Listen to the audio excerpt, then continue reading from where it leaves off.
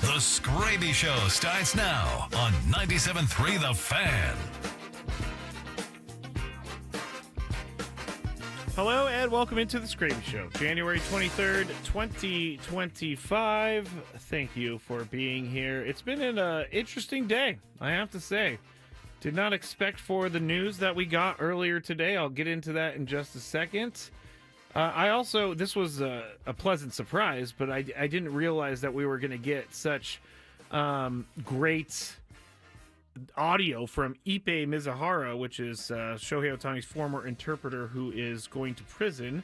And so the Department of Justice has actually released some of that. And it's one of the calls that he made to a bank, and we can hear a little bit of that in just a little bit. But I mean, we really have to just get into the big news of the day, which would be Jurickson Profar signing with the Atlanta Braves. Now, this came in right like 158, 157, something like that. So right before our show. I did not think that Jurickson Profar was going to be a Brave. And it was kind of funny because in the document that I give the guys, I was on MLB Trade Rumors earlier, just kind of looking around to see if there's anything new that I haven't seen before about the Padres. And I ended up finding on MLB Trade Rumors this poll that says, where will Jurickson Profar sign? And the Braves are not even one of the choices. The Padres were number one, another team number two, Blue Jays, Astros, Angels, Royals, Tigers. But so that's how out of left field, no pun intended, it was that Jurickson Profar is signing with the Atlanta Braves. And, you know, there's a couple thoughts about this that immediately come to mind. And the first one is, I'm bummed that Jurickson Profar is not on this team anymore because of, you know, all of the good memories he's provided in the last few years. And I really do think that his tenacity between the lines is part of the identity of the team, and I do think they're going to miss that part of Jurickson Profar. I do. I think that his mentality when he's playing baseball gets the rest of the team fired up. His mentality when he's, basically doing anything with the Padres uniform on gets the team fired up. He is a lightning rod for the team, and so I do think that that's going to be something that the Padres miss. Listen, I mean, we've been talking about the clubhouse with the Padres for a couple of years now. Last year's clubhouse was awesome. Everybody seemed to get along. The clubhouse was, copacetic. And I think Jurickson Profar was a big part of that. So whoever needs to step up and fill that role that Jurickson Profar had as a team leader, they need to step up. And he's gone now. So the Padres aren't going to be able to lean on him for certain things. And I don't know who that player is. I think you could easily say, Toddy might need to step up a little bit in the leadership department. I actually don't really know how much leadership goes on with Toddy. I don't know the inner workings of their clubhouse. But I don't see Fernando Tatis Jr. as like a vocal leader. I see him more as a guy who's going to go out there and play well, and that's how he's going to get his teammates pumped up. But Jurickson Profar had an edge to him when he was on the field. When he was off the field, it was all smiles all the time from Jurickson Profar. But on the field, he was a bulldog, as Tony said earlier. And, there's a couple memories that I have that really just recently came to mind as I was trying to look for a highlight to play everyone, and not to like troll everyone, but because Jurickson Profar was so awesome, people love him so much that I think people want to hear this. But this, when I'm talking about clubhouse leader and someone who is able to defend the team, I'm talking about specifically this moment proves my point. And it was the Nationals game. The whole thing with the walk-off the night before, the Nationals didn't like it, and then Mackenzie Gore is pitching to Jurickson Profar, and all this happened. So a start and stop, bottom of the first inning for Mackenzie Gore. Profar in the right-handed batter's box. One out, nobody on. Here's the pitch. And Jurickson takes down and in, hit him on the foot. Wow. 98-mile-an-hour fastball.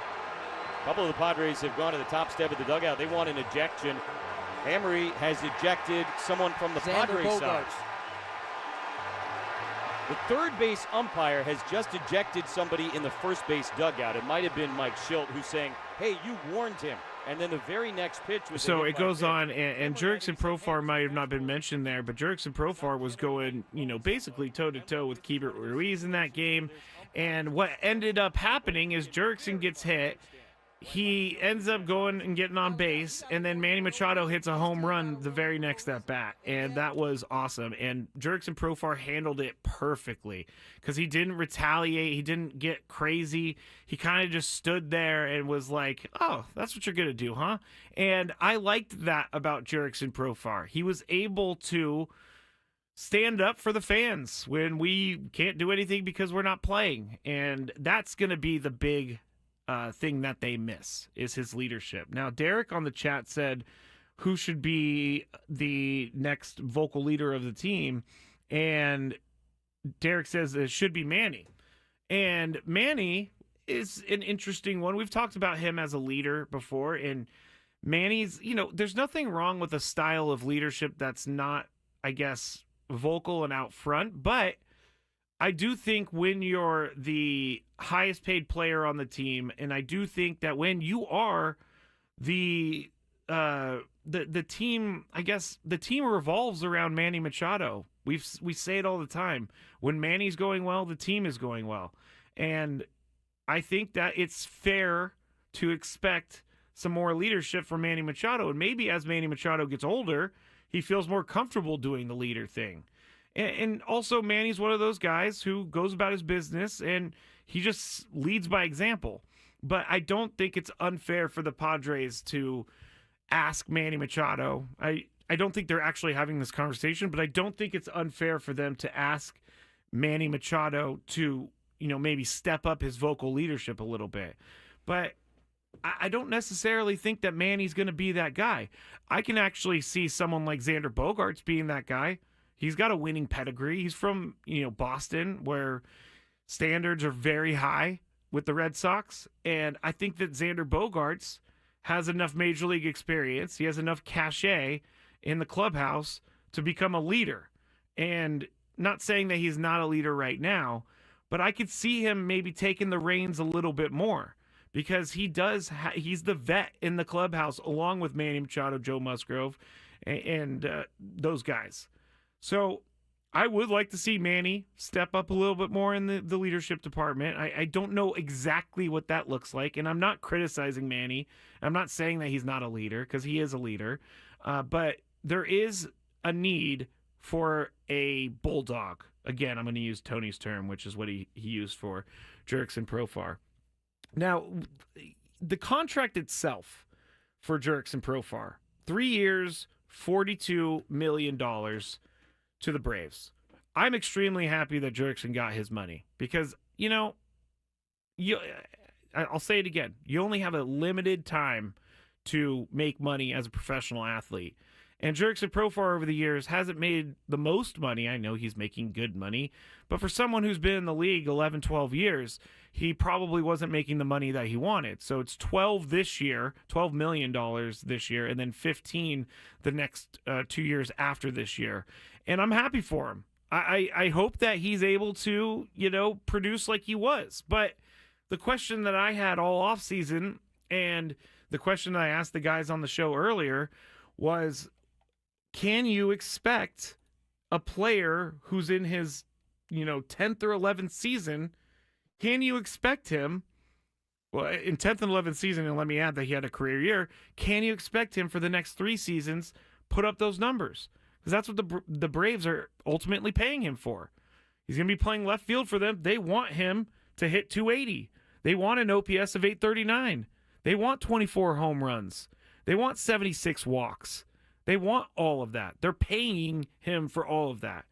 And so when I think about the Padres, and I think whether or not they should have brought him back, I think for that price, it doesn't make sense. I'm not willing to take a risk, especially when quote-unquote spending is tight. I'm not willing to take a risk that a career year from a player in his 11th season is now the new standard for Jurickson Profar. And unfortunately, this is just how it goes in baseball. You know, we talk about the arbitration, how with Michael King, he doesn't have enough starting experience to make the big money in arbitration.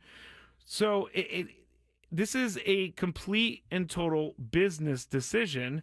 And I think that this was the right move for the Padres. This was the right move to let him go to Atlanta and have him get his bag and see what he could do.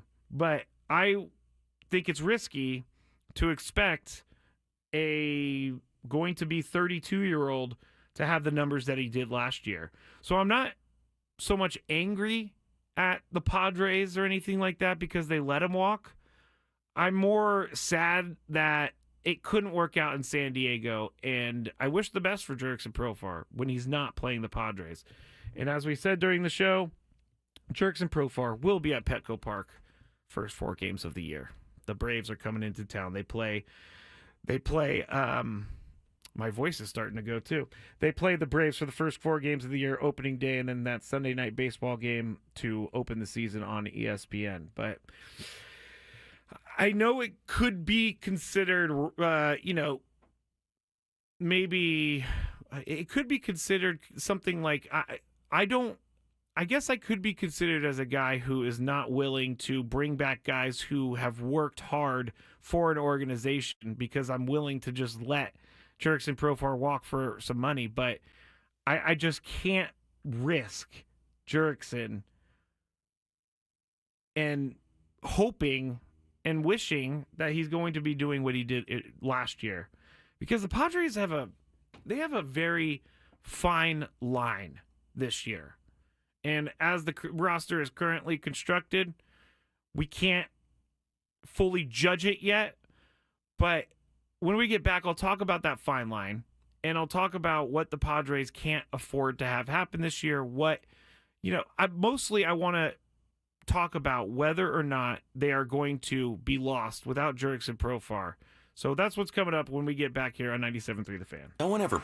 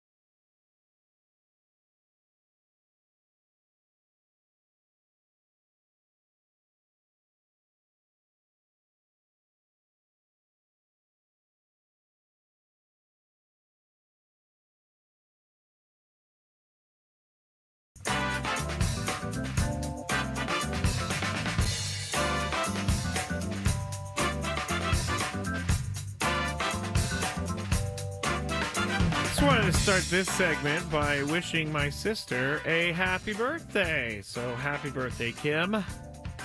You are getting old.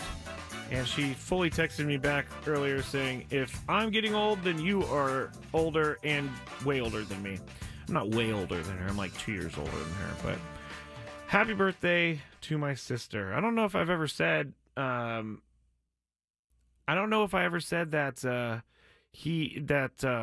my sister is going to be having another kid. I don't know why it was so awkward trying to deliver that news, but we found out it was going to be a boy. So first nephew for me. I have I have 3 nieces, and now I'm going to have one nephew. So looking forward to that. But happy birthday to my sister. We're going to be talking about the fine line, and Martin had a comment on the YouTube I wanted to bring up. It says, the fine lines. Preller made a huge mistake letting Profar go. He has the attitude that helped the team to 93 wins. Sorry, but you need to start placing the blame where it belongs. I don't agree with you. I'm sorry, Martin. I don't agree with you. You're definitely able to have your own opinion, but Jurickson Profar, for his career, has never even come close to the numbers that he put up last year. And I did say in the first segment he's going to be missed in the clubhouse, but you can't pay a guy $15 million a year because he gets people ready to play a game. You have to pay him $15 million a year because he's hitting you 25 home runs throughout the year. Jurickson Profar's numbers last year was, let me just sort it real quick. Last year, he had his highest batting average of his career. He had the most home runs of his career, the most RBIs of his career. He tied for the most stolen bases in his career. He also had the most walks in his career. In his OPS, he had the most OPS in his career. On base percentage in his career, slugging was better in 2012, but he only had 17 at-bats in 2012. But what I'm trying to say here is, it's hard to think that Jurickson Profar is going to have another career year. There's just no other way around it. And I understand how important he is in the clubhouse, but I do not think you can pay a guy $42 million over 3 years because he fires up the team. And there's other things that need to be done. They have to fill left field now. That is a fact, because their interim left fielder is no longer with the team. But I don't blame A.J. Preller for this one. I really don't. I think that was the right decision. And, hey, Jurickson went and he got a deal that paid him a lot of money, and I hope it works out for him, except for when he's playing the Dodgers. But I feel like this is a major overpay. If we're talking about him signing a deal 3 years, $15 million, then we have an issue. We have a problem at that point. But a $30 million over 2 years, this year he's getting paid $12. I think that's just too much for the Padres to pay. I don't think that your thought, Martin, was. I don't think your thought, Martin, was like a wrong thought or anything like that. But he's not getting younger. He's going into his 12th major league season. He's got a lot of miles on those legs. We already saw last year that he struggled with his knee in the second half, and we saw him slow down in the second half. Now, every baseball player slows down. I completely understand that. But I think I just closed the stats. Did I say he was 32? So he's going into his 12th year Major League Baseball. You don't get better as the years go up most of the time. Some people do. And you know what? Jurickson Profar could. Maybe he just found it last year, and we'll see this year. Maybe this will be the biggest mistake that the Padres have ever made. I don't think that's the case, but I do think A.J. Preller should not be blamed for this one. I don't think about that he should be blamed for it. Now, I had a question in the chat. Does he have any opt-outs in his contract? He does not have any opt-outs. So when the Braves are paying him $42 million a year, or $42 million over the 3 years, they are paying him $42. He has $42 million in the bank because contracts are guaranteed in baseball. All right, the fine line for me, though, is it's not about Jerks and Profar. The fine line for me with the Padres this year is going to be based upon whether or not certain guys get better, or if they stay the same, or if they get worse. So there's less depth on the team at this moment. No Peralta, no Solano, no Profar. We all know that. But the depth on this team right now is not as good. So the numbers that we are looking at from last year with the Padres are even more important. Jackson Merrill overperformed everyone's expectations. Do I think that he can do it again? Yes. He's a young guy. We've seen what he can do. He got better throughout all of last year. I don't think there's any issue with Jackson Merrill, replicating last season. But can he hit 25 home runs a year? Can he drive in 100 runs a year, or at least 90, maybe 85? Can he hit the 292 or 3 or 4 or whatever he was? It was a good batting average. I mean, can he do all that? Yes. Is it going to happen easily? I don't think so, but I have a good feeling about this one. Let's see. What does it look like for Jake Cronenworth this year? Is he playing first base? Is he playing second base? Is Xander playing shortstop? Is he playing second base? What's going on with Jake Cronenworth? Last year, the last couple years have not been great for him, but I do think that last year he took a step in the right direction.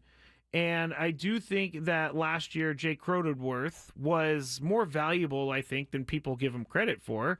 Let's see. Last year he had 83 RBIs. He hit 241, which definitely is not great. His OPS was not great. But he had 17 home runs. Like I said, drove in 83 RBIs. That's a pretty decent year for Jake Cronenworth. Now, would we like him to go back to the guy that he was in 2021 when he was an all-star? Absolutely. But, and I do think that he is a guy that can find that too. For whatever reason, the last couple of years, he hasn't been the guy he was in 2021. So we really have to look at these things and see, like, what are we really expecting from him? Can Xander get better? Xander Bogaerts has to get better. He's being paid a lot of money, and he hasn't been great over the last couple years. There have been moments that he has been great. I think that Xander Bogaerts is a guy, I think that he realizes and recognizes how much this team is going to need him to play well this year. He can't have another year like he did last year or the year before. He has to have a year like those years that we saw him in Boston. So that's the fine line, is like, these guys are, if any of these guys get hurt, if any of these guys don't live up to what they did last year, then it's going to be a struggle for the Padres. And again, it's right now, it's an unfinished product, and we can't fairly judge it until opening day, because spring training games don't matter. But so we have to come back to it and look at where the roster is at on opening day, because, hey, AJ probably could have filled it with nice bench pieces and also found a good left fielder and got everything done. But you gotta prepare, I guess, if you're the Padres, to maybe think about, I guess I don't want to go to the trade scenarios just yet because we haven't even started the season yet, but I do think that everyone needs to pay close attention to what these guys do to start the year. I think Jackson Merrill will be everything that we think he's going to be. I do think Jake Cronenworth can get better. I think Xander can get better. Manny's going to do his thing. We always know that Manny puts up his numbers, but it's going to be interesting to say the least. Let's just see. Jesus says Jacob just got married, so hopefully he can focus on baseball this year. That is, I didn't know he actually got married, but good for him. Congratulations. And maybe that will help him with baseball a little bit. Junior says, a lot of the guys who are on long contracts are guys who hold themselves accountable. I have faith that they will dial it in. I like that sentiment, Junior, because the guys on the long contracts know how to get a long contract, which means works hard. Let's see. instead of me just going, I'll go to break. And I'll look and see if we have any other comments in the chat that we can address. But we'll head to break. When we get back, we'll talk a little bit about the NFL awards. We'll talk a little bit about the NFL playoffs. And I'll see if there's any comments for anyone. So stick right there. We have Daily Gripe coming as well on the Skraby Show, 97.3 The Fan.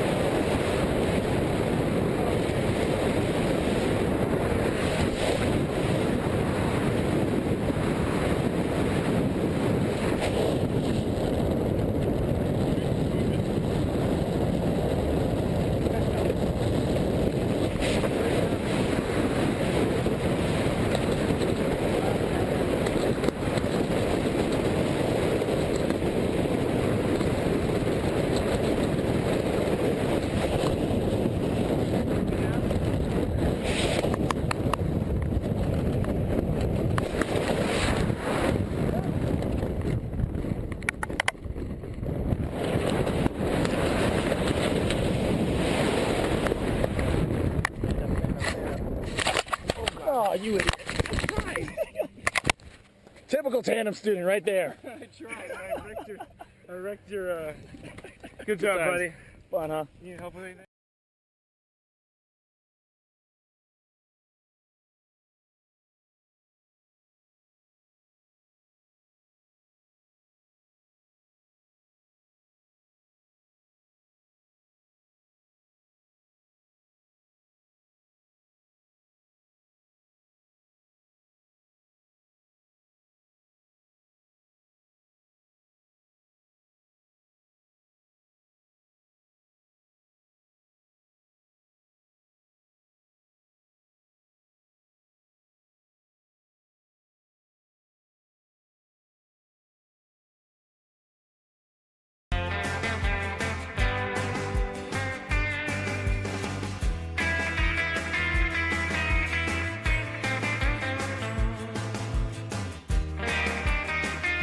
Back in the Odyssey Palace, Matt Skraby, 97.3 The Fan. You can watch on YouTube if you would like to. Just search 97.3 The Fan in YouTube, or you can go to my Twitter at Matt Skraby, at 97.3 The Fan SD, or you can go to Facebook, 97.3 The Fan. There's plenty of places for you to watch this, but if you want to get into the Skrabinator community, then you can get into the YouTube chat, because all the Skrabinators are there right now. I actually, it was kind of funny that I played during the break on the YouTube. I have a skydiving video that I did years and years and years ago, and it's always funny to see people's reactions, because I guess, and I've said this before, but I guess I am an adrenaline junkie. I never really realized that before, but I like to do these crazy things, and to me it's just like, oh, well, let's go. You know, it wasn't, okay, let me start over. It wasn't as easy as, oh, well, let's go jump out of a plane.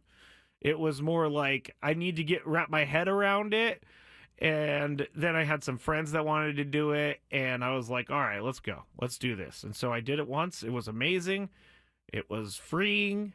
It was awesome. And then I did it a second time because it was so awesome. And I got to find that second video. I can't find the second video, but maybe my brother has it or something like that. But there's so many people in the chat that's just like, I don't want to do the skydiving whatsoever. I'm not a skydiver. I don't even want to jump out of a plane. I say do it. With a parachute, of course. Don't just jump out of a plane just to jump out of a plane. You need to do it with a parachute. But I say people should try it. You can't knock it until you try it, is what they say. Here in this last segment, again, we're going to talk a little bit about the NFL. I just came across this article about the NBA expanding to Europe, and then we have to talk about Netflix because they're raising the prices.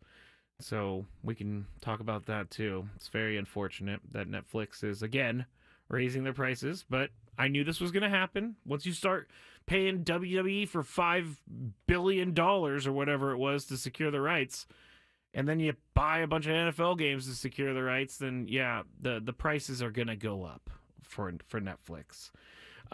Let's get into this Adam Silver thing real quick, because Adam Silver is the commissioner of the NBA, and the new hot thing, I guess it's not new, but it's increasing, is let's take our league to Europe, everybody.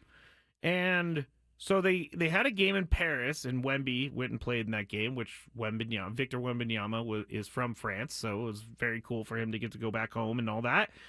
But Adam Silver is looking at creating a new NBA Europe.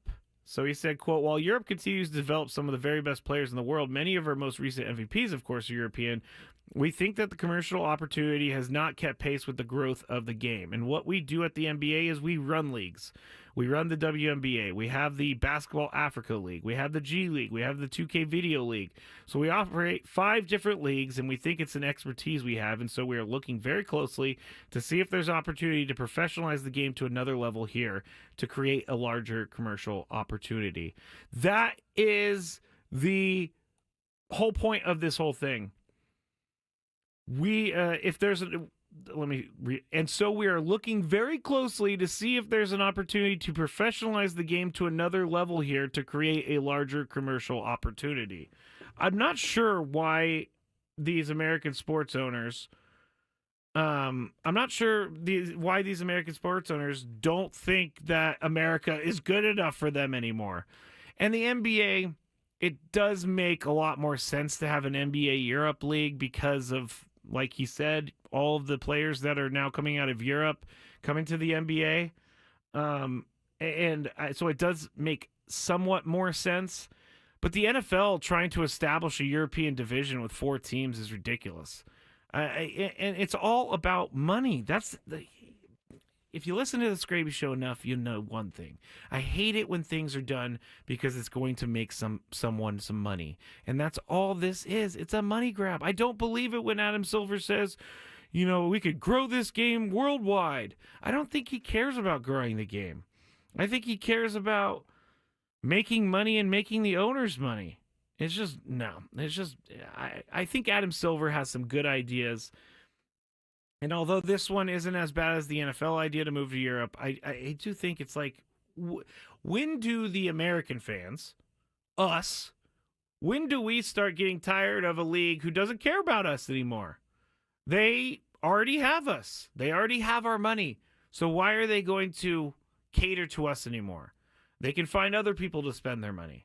And that's what bothers me, is that they're forgetting a little bit the people that got them there. And if the NFL does do a Europe division, I don't know how big the NFL wants to get, but you are starting to mess with some things, and you're starting to mess with parity. Is there good enough football players in the world to field 4 more teams? That's like, let's see, 53 guys a team, I think. So it's like 106, 212 more players. I think I did that right. Do we have 212 more players to play? They can't. Here's a great point. I'm going to pat myself on the back for this one. NFL can't. Some teams can't even find a serviceable quarterback. There's only like maybe half of the quarterbacks in the league that are good enough to be a full-time starter for years on end. If you don't have a good quarterback, your team's terrible. You think a guy like who can I say? You think a guy like, I don't know, Trevor Lawrence wants to move to Europe to play European football? I don't think he does. I just don't understand it, and it really does make me a little bit angry because I am here consuming the NFL. I am here consuming the NBA. I'm not out there. I'm not in France. I'm not in Europe. So why can you not just pay attention to us a little bit? Junior says I'm anti-Europe, and I'm not anti-Europe. I've been to Europe. I've been to London 4 times. I've been to Italy and Switzerland and Germany and Ireland and all that. Love Europe. I'm a big fan of Europe. Not a big fan of American sports organizations trying to block out the fans that got them there. That was my rant. Trevor says, NBA would work in Europe. Yes, I do think that. And so that's why this is a little bit different. Because, A, it's not going to be an addition to the NBA. It's going to be a completely different league. So it's not like they're creating a new division and players have to fly over there all the time. That's what the NFL wants to do. They want to add 4 more teams, make it 36 teams, making it an 18-game schedule, and have 4 of those teams based in Europe. It just makes no sense. I don't think we care enough about Europe and the European football. I mean, they've already tried NFL Europe. It didn't really work that well. It worked, but not really. So I could just go in circles on this all day. Someone asked, what if they move 4 teams from the NFL to Europe? No, I don't want it. Do not want to have any teams move to Europe. I don't think going to Europe for the NFL is a good idea. Football is, becoming a little bit more of a worldwide sport, but football's largely American. I was over the holiday break. My brother-in-law, he's Irish. His parents from Ireland were in town, and they could care less about football. They were more excited to watch rugby. It's just not something that everyone over in Europe demands. I've been to an NFL Europe game. I went to a game in London. It was between the Bears and the Bucks. And those people were having a great time. And those people aren't really fans of like any team in the NFL. Some of them might be now, of course. But at the time, they were just happy to be there watching a new sport. They wanted us Americans to tell them about it. And this isn't a I'm American, you can't have my stuff thing. It's not. It's just maybe pay attention to the people that are already spending money on you. All right. Netflix is this. Netflix, they're raising their prices. So if you don't know, Netflix is getting very expensive. The ad-supported tier is affordable, but it also comes with ads. $7.99 a month, which is an increase of $1 a month. The premium tier is now going to cost $24.99 a month, an increase of $2 a month. So my question for everybody is, are you to the point, is Netflix one of your streaming services that you cannot get rid of? And I would say that Netflix is one of the services that I probably could not get rid of. Number one, they're starting to do sports. Number two, they have a lot of great crime stuff. And number three, of course, the movies and the TV shows and all of that. But $24.99 is getting a little pricey. For the premium one, it's I don't know if $25 a month is going to work for me, but I'm going to keep it because I have to. The other ones I have, I'm going to think about doing this whole thing where you go through your subscriptions and you get rid of them, because I have so many, and I just got rid of Hulu because I was watching all the shows that I wanted to watch, and then it didn't make any sense for me to like not watch Hulu for a month but still pay for it. So I got rid of that. I do Max, but I do the ad tier, which is lame because I hate ads, but whatever, it's cheaper.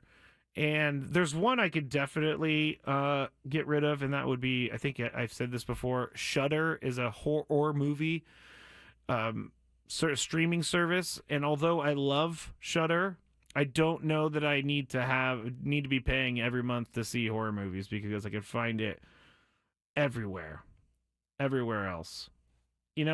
Someone said, Johnny said, am I the only one who pays for Netflix but can never find anything good to watch? That is hilarious that you say this, because I think sorry, doing that little thing where I'm trying to think about 17 things at once. They have, I don't know what the name for it is. I'm not sure if they have like a diagnosis for this, but there is a sort of thing that happens to a lot of people, where it happens to me, where I go on Netflix and I just can't find what I want to watch. I just continue to scroll. I continue to see these things. And I like that Netflix does this. They change things a little bit, because covers do make a difference. If I see a cover that doesn't look very cool, I'm probably not going to click on it. But if I do see a cover that I kind of like, I will click on it and see what's going on with that movie. But I do a lot just scroll around looking for stuff, and then I end up just turning off the TV and walking away. So you're not the only one, Johnny, about that one. I like when I can find I like when I can find a show, like a TV show, that has many seasons and episodes, that I can just know that I'm going to sit down and put that on, and I don't have to look for anything. It's just nice to know where I'm going to when I end up like going to bed or doing work. I could just click. Right now, I'm watching FBI from Paramount. FBI is a great show. I don't know if anybody else watches FBI, but I love FBI. Tony Gwynn Jr. loves FBI, and they have 7 seasons, so they have plenty of episodes for you to watch. Cody says, I'm assuming scrolling and looking for something wouldn't happen at Blockbuster or Hollywood Video. That's true. I loved movie stores. Now we're getting a little nostalgic. I loved movie stores because I loved walking and seeing all the movies, and I loved going to the scary movie section and trying to get my mom or dad to rent me a scary movie, even though they knew that because I was so little, I would get scared and then I would have to wake them up at night. So they wouldn't let me do that. But video stores, I know I'm speaking with people who have no idea what it's like to go into a video store. It was glorious. I loved going to the video store. It was amazing. It was so good. Let's see. Matt says Grimm is good. Oh, Tracker is good. I do like Tracker. Tracker's a Paramount Plus show, and I do like that. And I did catch up a little too fast, and so I need to build things up. That's another thing that I like to do. Even if it's a show that's happening right now, I will wait years until I can just watch all the episodes all the way through. Like one of those shows, 24. I could watch 24 forever, for eternity. I love 24. Jack Bauer is amazing. Jack Bauer does crazy things that we would never think he could do. I got a text about it. Let's see. Netflix was out first for us until Bridgerton. Oh, so his wife made him get Netflix for Bridgerton. I don't know about Bridgerton. I've never really watched Bridgerton, but it doesn't seem like it would be something that I would like. But Bridgerton, I do know, is a big old show.